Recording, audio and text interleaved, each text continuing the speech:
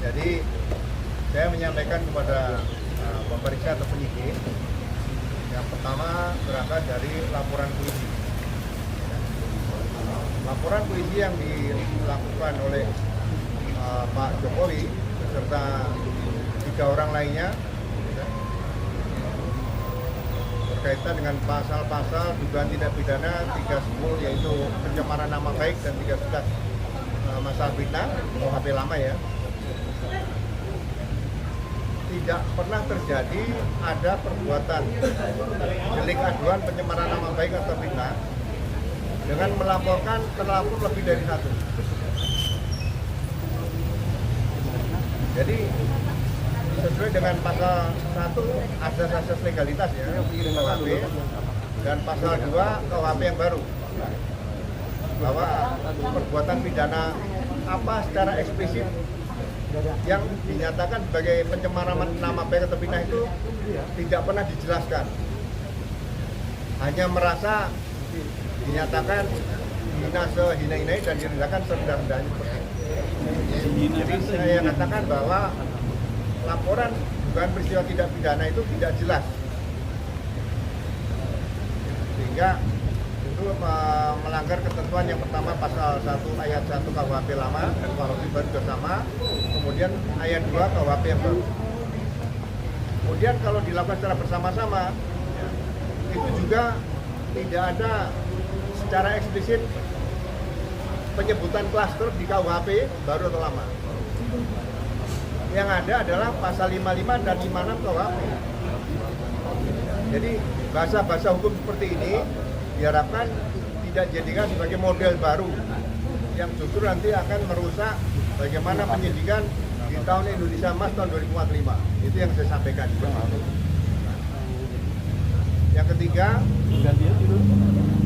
tidak bisa disebutkan perbuatan-perbuatan itu dalam beberapa pasal tidak pidana. Ini pun juga menyalahi pasal 63 buku ke-1 KUHP. Ya. Jadi kalau ada tindak pidana khusus dan ada tindak pidana umum, yang digunakan adalah tindak pidana khusus. Ya. Sebagai contoh misalnya tindak pidana korupsi. Seorang pejabat negara tidak lagi dikatakan penggelapan dalam jabatannya sebagai pemegang keuangan. Ya, undang-undang korupsi itu, undang-undang pidana khusus itu diterapkan seperti itu. Hal-hal seperti ini saya sampaikan ke depan. Semoga dengan yang kejadian terakhir yaitu SP3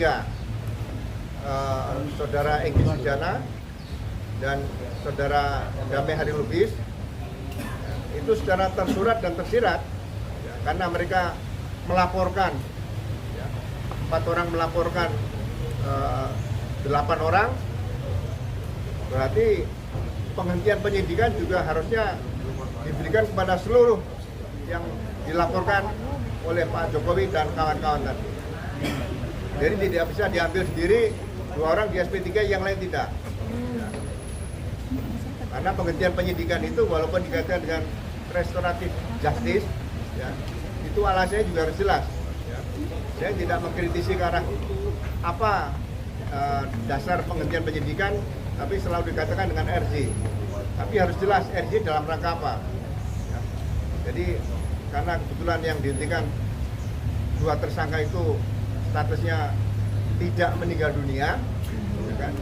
Kalau meninggal dunia lain ya, tapi kan tidak meninggal dunia, berarti yang masih hidup yang lain juga harus dihentikan. Ya. Dengan nomor SP3 sama. Itu saja yang saya sampaikan. Sekali lagi terima kasih.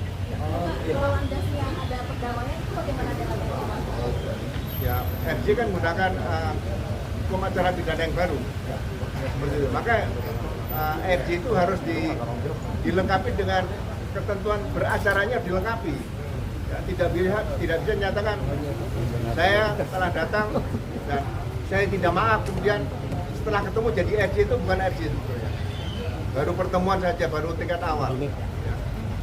Makanya mudah-mudahan saya berani katakan bahwa tindak pidana yang diduga dilaporkan oleh Pak Jokowi dan 3 pelapor lainnya sebetulnya sejak awal sudah menyalahi asas-asas legalitas ya, KUHP.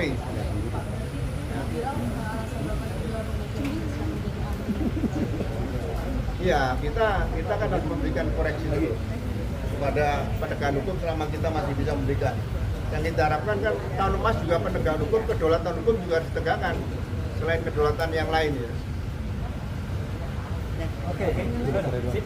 Ya, terima kasih ya rekan-rekan. The strong point-nya adalah bahwa kalau LP terhadap Mbak Metro, Egy Sujana tangannya dan Mbak Damai Metro. Hari Lubis itu dicabut, maka 6 orang lainnya harus dicabut karena otomatis karena dalam satu laporan. Jadi tidak boleh hanya sebagian saja. Itu yang dikatakan Jenderal Seno. Yang kedua, tersangka meninggal dunia. kecuali tersangka meninggal dunia. Yang kedua adalah dari awal tidak ada peristiwa pidana. Karena itu seharusnya tidak boleh ditindaklanjuti laporan Pak Jokowi. Kurang lebih itu lah ya. Ya. Jadi begini, dalam peraturan pidana yang diatur dalam undang-undang pidana itu harus secara eksplisit disebutkan. Tadi saya katakan, contoh dalam kasus penganiayaan saja, itu ada berapa pasal? 8 pasal, mulai dari penganiayaan ringan dan sebagainya. Kemudian berkaitan dengan perlindungan terhadap wanita, itu kurang lebih ada 16 pasal, dari 284 pasal 284 sampai pasal 299. Jadi jangan main-main dengan KUHP, tidak boleh membuat analogi. Ya, seperti itu. Terima kasih.